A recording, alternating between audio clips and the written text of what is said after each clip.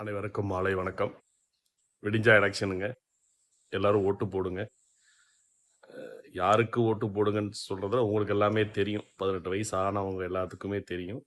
நிறைய பேர் முதல் டைம் ஓட்டு போடுறவங்க இருக்கிறீங்க. நிறைய பேர் அனுபவசாலி இருக்கிறீங்க ஓட்டு போடுறவங்கல. யாருக்கு ஓட்டு போடணுங்கிறத விட, ஓட்டு போடுறது உங்க உரிமை. உங்களுக்கு பிடிச்சவங்களுக்கு போடுங்க. பட் யாருக்கு போடக்கூடாதுன்றதுல கொஞ்சம் கிளியரா இருங்க.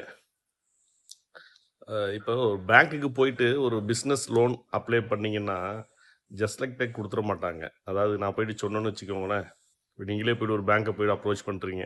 நான் எனக்கு லோன் வேணும். நான் அதை பண்ணுறேன், இதை பண்ணுவேன். லோன் கொடுத்தீங்கன்னா நான் இப்படிலாம் வீட்டுக்கு செய்வேன், நாட்டுக்கு செய்வேன், இஎம்ஐ அப்படி கட்டுவேன். அப்படிலாம் சொன்னால் அவங்க ஏற்றுக்க மாட்டாங்க. அவங்களுக்கு வந்து ஒரு திட்ட அறிக்கை கொடுக்கணும் இல்லைங்களா? ஒரு எஸ்டிமேஷன். இது என்னோட பிளானுங்க. இதில் இவ்வளோ பண்ணால் இந்த மாதிரி ரிசல்ட் வருங்க. அதில் நான் உங்களுக்கு இப்படி செய்வேன். அந்த மாதிரி சொல்கிறவங்கள தான் அது ஒரு ஐடியாலஜி இல்லைங்களா? அந்த ஐடியாலஜி சொல்கிறவங்க அதுமாரி ஓட்டும் அந்த மாதிரி தாங்க. ஒரு ஐடியாலஜியை சொல்லி ஓட்டு கேட்குறவங்களுக்கு ஓட்டு போடுங்க.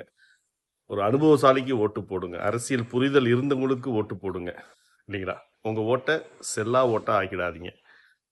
உங்கள் வீட்டு இளைஞர்களுக்கும் சொல்லுங்கள், எல்லாருக்கும் சொல்லி தெரிய வைங்க. கண்டிப்பாக ஓட்டு போடுங்க. தமிழ்நாடு நிறைய இடத்துல நிறைய விஷயத்தில் முன்னோக்கி போயிட்டு இருக்குது. அதுக்கு நிறையா திட்ட அறிக்கை, நிறையா ஐடியாலஜி தான். அந்த மாதிரி ஐடியாலஜியோட வரட்டும், வந்தால் எல்லாருக்கும் செய்யுங்க. அதுமாரி இந்த ஓட்டு பர்சன்டேஜ்லேயும் 90க்கு மேலே வரட்டுங்க. 100 வந்தால் சந்தோஷம், 90க்கு மேலே வந்தாலே ரொம்ப சந்தோஷம் தானே. அதனால் கண்டிப்பாக எல்லாரும் வாக்களிங்க. யாருக்கு ஓட்டு போடக்கூடாதுன்றதுல கொஞ்சம் கிளியராக இருங்க. சாமியை காப்பாற்றணும், மதத்தை காப்பாற்றணும், அவங்களுக்கு கூட ஓட்டு போட்டால் தப்பு இல்லைன்னு சொல்லுவாங்க.